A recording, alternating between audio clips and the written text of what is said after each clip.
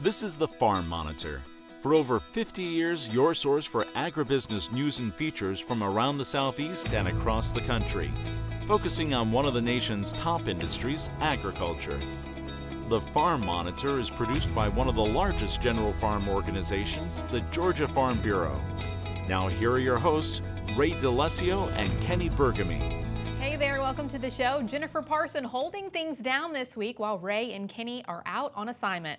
We've got a lot in store for you, so let's get started. Coming up, Georgia's young farmers meet with lawmakers in D.C. John Holcomb was there every step of the way and reports on the main issues that were discussed.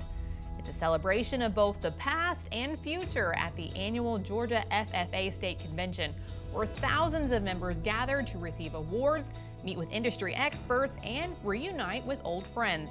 Damon Jones takes us out to Bibb County for an event that is truly one of a kind. And then later, a special treat. What's up, everybody? Hey, I'm Ranger Nick. I want to remind y'all that enthusiasm is contagious. Brantley, good to see you, man. I'm Ranger Nick. You keep your job. I'm going to keep mine. I'm hanging out with Brantley Gilbert this month, country music sensation right here in Jefferson, Georgia, learning about what he's doing on his property to give back to the community. That and a whole lot more starts right now on the Farm Monitor. Ranger Nick. It's me.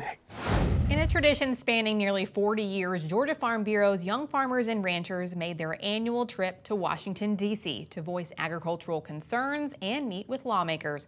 John Holcomb reports on their mission to amplify Georgia's ag industry on Capitol Hill.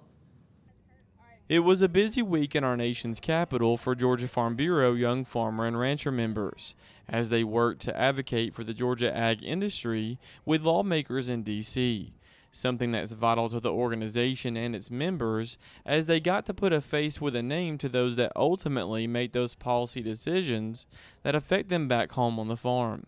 We really want the representatives and the legislators to see these farmers, to see and understand the struggles that they're facing, and also to see that they are engaged and willing to engage with their representatives. On the flip side, we really want these young farmers to also see and experience a day in the life of a legislator, to understand their schedule, to understand the issues that they're thinking about and that they're working on, so that ultimately at the end of the day they have an appreciation for what they do in their service to our country, and also they understand how vitally important it is that they're engaged in that policy development process, and understand that they need to be in front of these representatives. They need to be engaged because there's all kinds of issues that are coming up and coming at them, and if they don't have a seat at the table, you know, they're not going to be in the conversation. Those conversations, of course, are coming at a pivotal point as farmers and ranchers continue to struggle with a multitude of issues, and Congress is beginning the process of working on key pieces of legislation, like a new farm bill.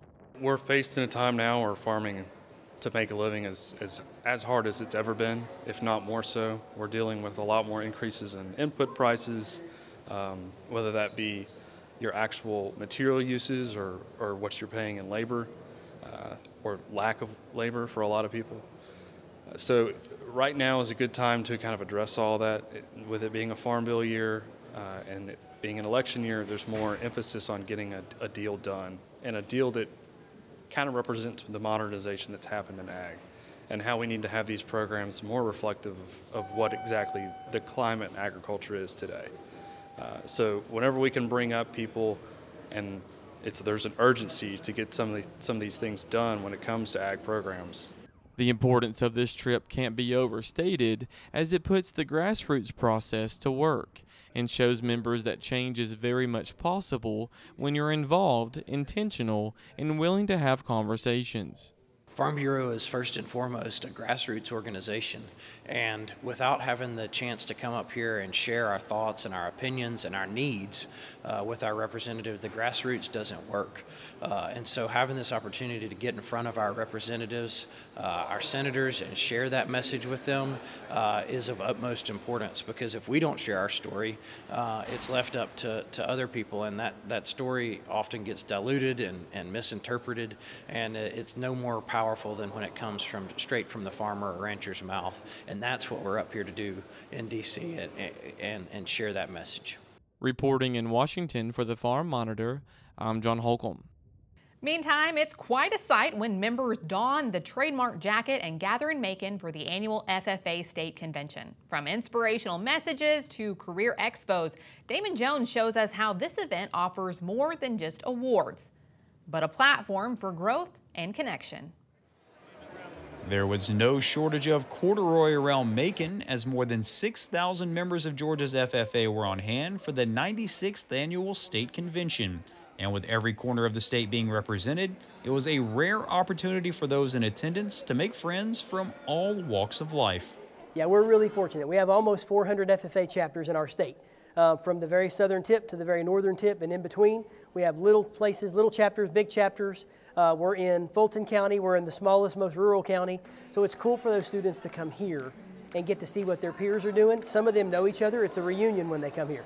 And others get to know new people. They'll come and some of them have created their own game with their chapters. And if they can find 3 new chapters that they haven't heard of or meet 10 new people, it's cool to watch them interact in between the social time of convention. While there were numerous award ceremonies and informational sessions to attend, hearing from national officers like Emily Gossett and her inspirational message of failing forward was equally as important. I hope that they understand that failure is not something that makes them less than or unqualified, but that it's something that they can use to project themselves to do something better, to learn from their mistakes, to learn from their past, and to be able to go forward and do something with that. I believe that we all have an opportunity to change the world. It's just sometimes take a few steps back. All these activities are designed to build leaders for the future by giving them the tools to succeed despite some of the challenges they might face along the way. The future of agriculture is preparing to understand what the industry is going to look like when they're a part of it and they're running it. And so FFA can really help to make that impact because they're preparing these students to learn about agricultural issues right now, but to be prepared for agricultural issues in the future. And we're instilling these skills in them to make sure that they're prepared to take on that role. As always, the Career Expo served as one of the highlights where attendees got a first-hand look at all the different possibilities agriculture provides. Growing them as leaders is vital, but them understanding that we're preparing them for something after high school, whatever that may be, the military, college, technical school, workforce, when they come here, they're going to get a chance to not only be recognized for their success, but engage with these people beyond high school. So their judges, if they're competing here, are industry people. If they go to the career show, they're meeting industry people. They're going to leave here with contacts and people that they've come in conversation with. So with everything this event offers, it served as a microcosm for what the organization can offer to each and every member. I appreciate the learning culture that we have here. So whether it's learning about agriculture, learning about leadership, or learning about yourself, there's always a way that you can be better. And I fully believe that the National FFA organization leaves students better than it found them, and that these students are equipped to go out into the world and equipped to change the world in whatever industry or career that they have. Reporting from Macon, I'm Damon Jones for the Farm Monitor. Hey everybody, Ranger Nick. Coming up after the break, we're feeding fish. Take a look at these beautiful rainbow trout at some property that Brantley Gilbert owns, and we're talking about what he's doing to give back to the community after the break.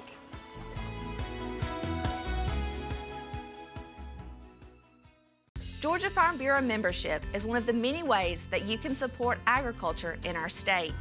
Every member is part of the growing voice that stands beside those who grow our food and fiber. As a grassroots organization, your membership dollars directly support the farmers in your own community, farmers you know. Do you have to have insurance with us to be a member? The answer is no. We invite anyone to become a member. All you need is a strong passion for the ag industry. We believe in the future of agriculture, and we hope you do too. Join today at gfb.org. With members like you, the opportunities are endless.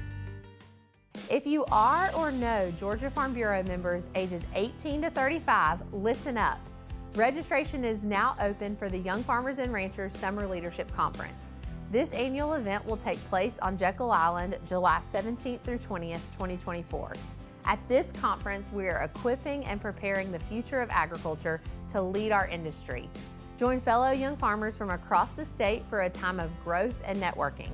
Conference activities include relevant breakout sessions, Wife and R award competitions, Keynote speakers Johnny Joey Jones and Kevin and Lydia Young of Young Family Farms, a fish fry with live music, a social, and much more. Registration closes June 1st, so head to gfb.ag/YFRSLC to sign up. We can't wait to see you there.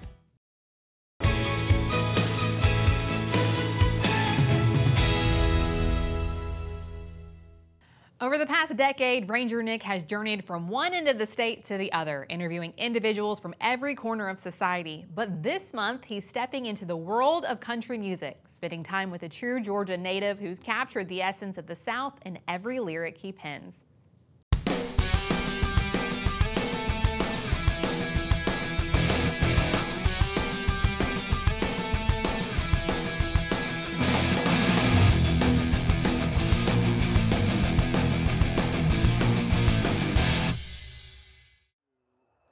Well, what you're looking at there is a beautiful piece of property in northeast Georgia, 375 acres, that is owned by country music sensation, Mr. Brantley Gilbert. Hey, Brantley. How you doing, Ranger Nick? Oh, I'm doing great. Thank you so much for being with us today. And listen, you know this guy down here on the end, Dr. James Johnson. Doc, it's so good to be with you.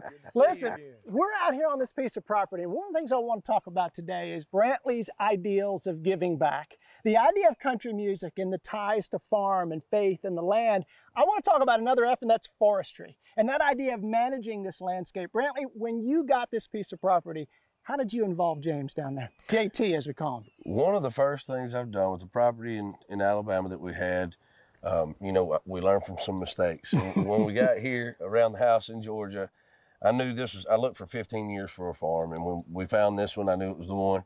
And I knew we were going to hold on to it for a long time. So I wanted to do things right from the jump. And one of the first ways I thought of to do that is get away from the earlier chapters of my life where I thought I knew everything and just admit that I didn't. Okay. So I knew that, you know, if I go to the local university, you know, there's experts there. There's data there that I don't have access to. So I'm looking through the roster and I see James Johnson. At UGA, right? Yeah, at UGA. And I was like, that was my best friend growing up. Like, I know that. So I called him and I said, hey, man, just bought this farm over here, and I'd love for you to come take a look at it if you have time. And he said, man, I may be able to get out there sometime this week. And he came the next day, and he's been about every day since. That's my new home. And so this is the thing. So a superstar reaching out to the university through outreach and extension, and we're always pushing that with the Ranger Nick segment, using extension agents, using outreach professionals. Y'all came out here and you looked at this piece of property, and on the backside of where we're standing is what it used to look like, this particular part. And then Dr. Johnson came along and said, listen, given your objectives, we want to open this thing up. And that's what y'all did, huh? Absolutely. And this is cleared out. What's the goal here? Sunlight to the forest floor. Yep, that's it. So we're eventually going to put this in, and we're getting ready to plant it now. And we'll put it in a cool season, spring planting of clover, and turn it into a little green patch in the pines here. Well, what I want to talk about with Brantley in just a second is I want to go take a look at a food plot and talk about if you ever do get any free time, getting out to hunt. I know he's got a brand new tour going on right now, a very, very busy guy. But the importance of getting outside with your family and the importance of connecting back with nature. So I want to roll on over to that food plot and let's go there next. Go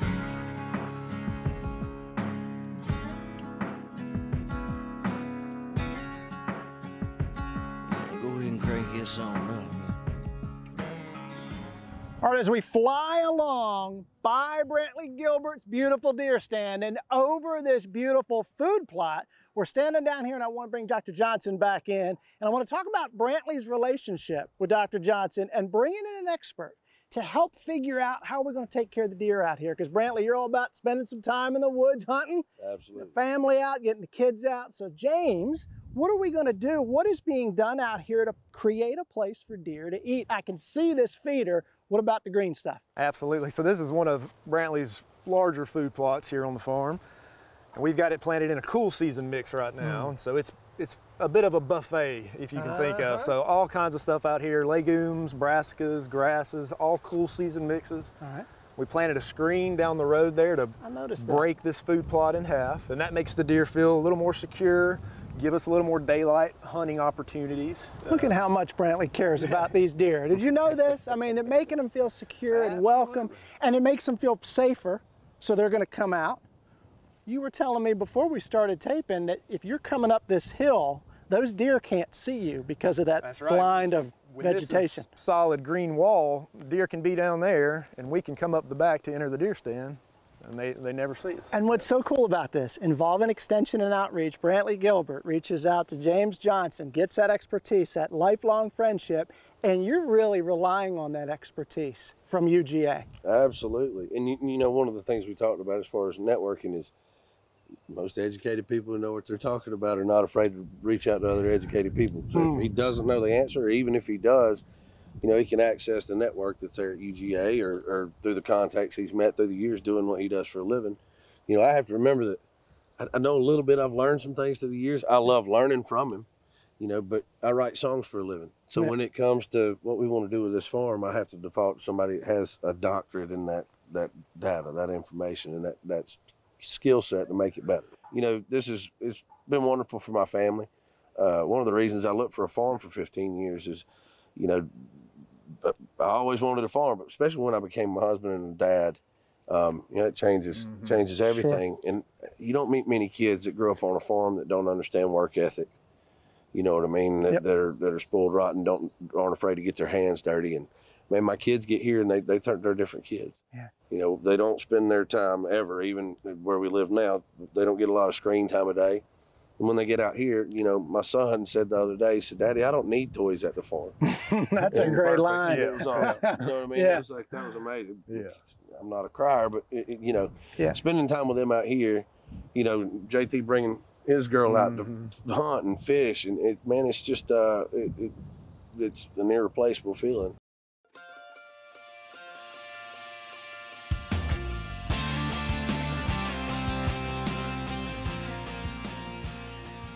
Well, how about that beautiful pond? What you're looking at there is another piece of this paradise for Brantley out here. From the forest to the food plot to the pond. And Brantley, this is another way you're giving back. What's going on in this pond and the community? Well, man, again, you know, we wanted the foundation of this place to be right. And after I reached out to Dr. James, we got ready to get the fish right. And he reached out to Dr. Jay Shelton, you got it. Who's a fishery professor at UGA. Yep. Fish expert. Good friend of the show, too. Absolutely. And, man, you know, it's been awesome. He's brought classes out here. Dr. James has brought classes out here, you know, whether it be about forestry or fishery.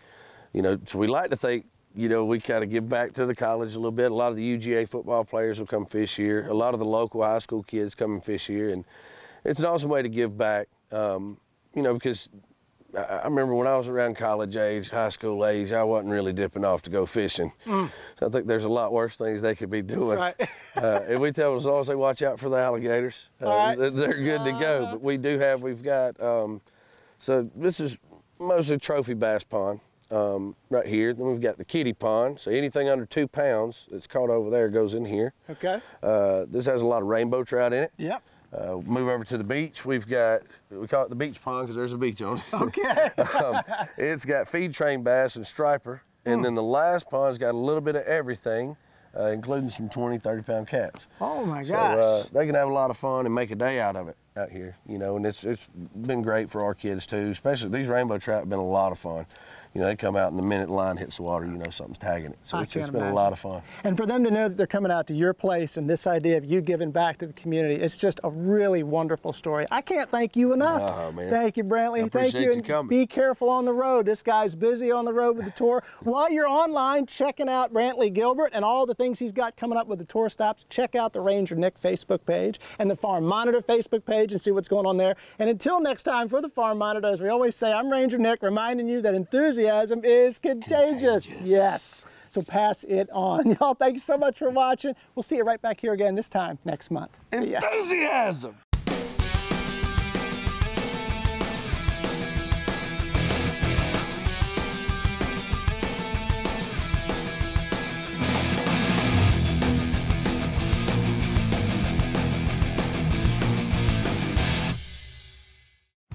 Way to go, go, Brantley and Nick. That's the spirit. Up next, from cultivating rare heirlooms to forming a deeper connection with the land, why this military veteran was more than worthy of receiving a national award for his soil health practices. Hello, everybody. Ray and Kenny from the Fire Monitor. Would you like to receive the Fire Monitor directly to your inbox each week? Turns out you can. Yeah, every Monday morning we'll send out an email with our segments and features from the previous week, along with a link to the show known as Farm Monitor Weekly. The best part? It's free. Just go to farm-monitor.com and click on the subscribe tab to sign up.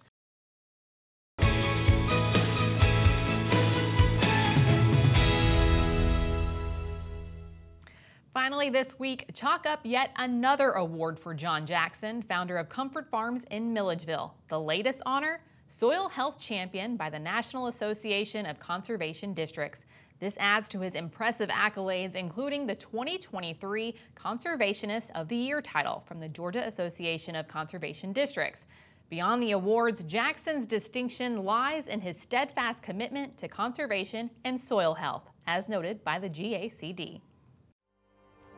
Suey! Suey! Suey! Suey! What's up, big guy? What's up? You looking chipper? You looking chipper? Pork Butt Jr. He's our mailman. My name is John Jackson. We're on Comfort Farms. A lot of things we grow are rare heirlooms, specifically for historical and regional significance. And we pay attention to a lot of livestock that also have historical and regional significance as well. Not only do we cultivate, our grounds and the micronutrients in our grounds and our animals and all the vegetation, we also cultivate the spirit within people in this space. I didn't know anything about farming. I created this, I'm getting out of the military and was like, what are you gonna do? And with the NRCS, we're able to get some real good sound advice and some great resources for it too. Dealing with Mother Nature, you are going to fail every day. So that's a challenge to me. It keeps me engaged, When I started, 10-10-10 and all that stuff was it. But then when I start looking at, what our indigenous ancestors, how they used to farm, how they used to practice, I just decided to go back and really research those things. I mean, a lot of this land, as you can see here now, because this is our roadway, is just like this, We burn our wood, turn it into coals, and that's that carbon that we put back into the soil. We activate the microbes that's in our soil. I'm just fascinated by what our land can produce, what the earth can do, how to regenerate and rejuvenate bad dirt and turn it into soil. That's my jam right there. Got more worms too, man. It's like life, It's beautiful. We treat our soils just like we treat our livestock. We don't want to damage it because it's the most important thing that we have. Everything comes from that seed. When I got put in the WTU Warrior Transition Unit, I spent 18 months just planning and researching on what I would think a vet like myself, combat vet, would like. Through food, through the ecological landscape, we give veterans a new mission to serve their community, right? And through serving their community, they serve themselves. There's a lot of displaced veterans out there because, like myself being a retired vet, it's like, hey, now go on and do what you need to do. Well, at 38 years old at the time, what am I gonna do? I still wanna serve, I still wanna work. And so we give veterans, turn their energy into something great. And that's why this place is so magical and why it feels so great when you walk up in here. I try to tell vets that, yes, it's gonna be hard. Those clouds are gonna come over you. They're gonna dump rain, but that's part of the process. But what makes us remarkable is how we deal with those things, how we push through. And it's like that seed. That seed germinates, it goes through a really hard time. It has to push through the ground. It comes back stronger. As long as the roots are in the ground, just one root it takes to find that nutrients to do what it needs to do. And then finally it produces fruit. And that's the fruit you want to eat. And I look at myself, as part of that. I look at myself as part of the system of growing. We don't stop growing, we keep on producing. And as long as I can inspire others and be inspired by others, that's worth living,